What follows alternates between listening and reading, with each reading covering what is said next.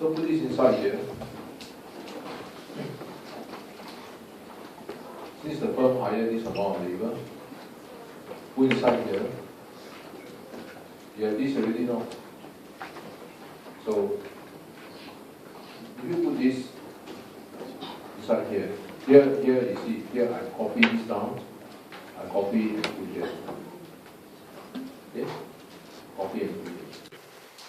So put this amount inside, this value inside here. Problem solved. So what will you get? You get, put this inside here.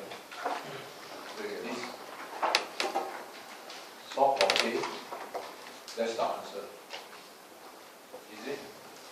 That's how much that is. Okay, so now follow. So that's the answer. So this is the conditional demand for factor. So that's the answer. You will buy this amount of factor to minus cost. So the final answer is the demand for factor, the firm will buy this amount. The demand for labor, the firm will buy this amount. Right or wrong? Just like in the previous chapter, this is half correct. Why? Because the demand for this depends on what? It depends on this value.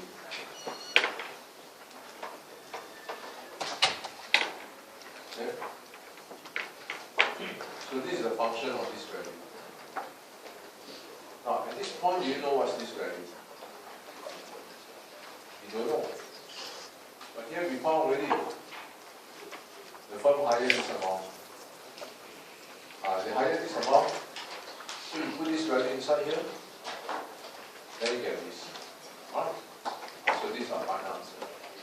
Okay, just like before, we have to do some refinement. Is this clear? That's all. So after solving this, what did the question ask you to solve? That's it. Derive the cost function. Now to derive the cost function, given that cost is equal to labor cost and factor cost. So now we know what is this and what is this. Because the cost depends on how many labor the firm buys and how many capital the firm buys, right? And now that we really found that they buy this amount of labor, inside here, and they buy this amount of capital inside here, so you get the total cost. Okay, any questions? But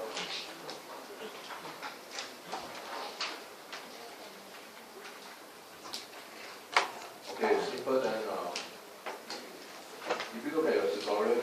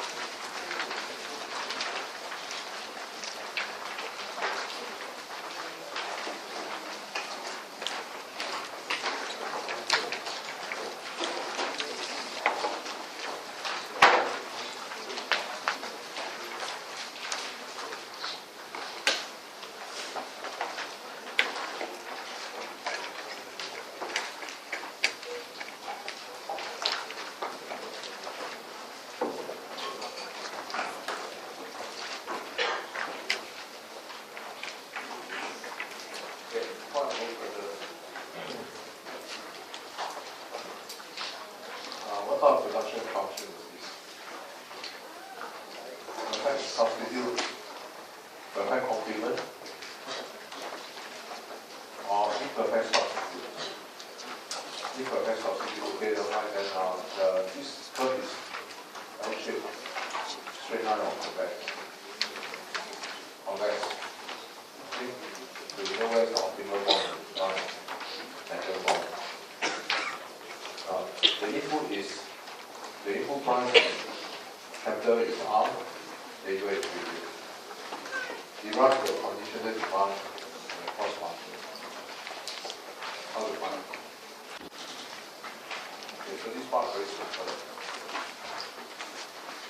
Conditional demand, since I'm just done for you, so here very straightforward.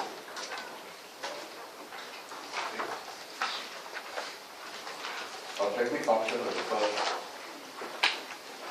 conditional demand, so therefore to minimize cost subject to this.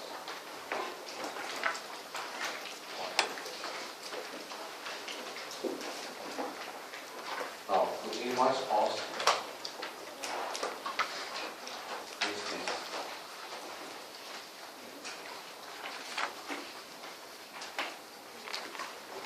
So just like before.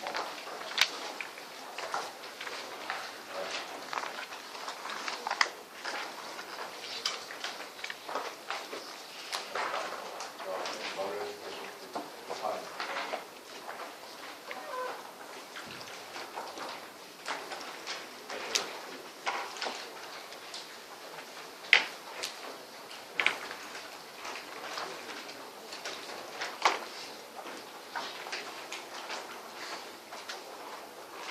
Okay, so minimizing cost means this is true. So we have to solve equation 1. Given the production function is this, subject to the constraint that the firm must produce this quantity. Okay? So subject to this quantity. So again the same thing, MPL is the quantity produced by labor, so DQ over DL. Marginal product factor is the output produced by one more machine, DQ over DK. DQ over DK is here. After that, find their ratio. So if you find their ratio, I simplify the ratio first. Right? And so we have this. Okay, so problem solved. We find the ratio MPL and MPK is this. So put this inside here. Here, equation 1, so we have this. Just like before, this is the tangent point. Okay? So this is your tangent point. So if you solve for this tangent point, where is this L here? This will be L at the tangent point. So if you solve for L, you and from here, after you find your L number, you put this cell into production function, then you get K. Okay? So this is the demand for capital, this is the demand for labor. Like I said before, don't forget to do this. After you found this, put that inside here, you get the final demand for labor. Okay? Because at this point, the demand for labor depends on this. Which at this point, you need this value. So once you found this value to here, you will find the demand for labor, just like before. So this part I go a bit faster because it's exactly the same as before. So what's the difference? Now the difference is, after you find your cost function, right, so your cost is a function of labor and capital. Since the firm higher this amount of labor, here, the higher this amount of capital, here, this of cost function. So this part is the same as what we just done. So what I wanted to do is the second part of the question. What's the second part of the question? Here. How to find it?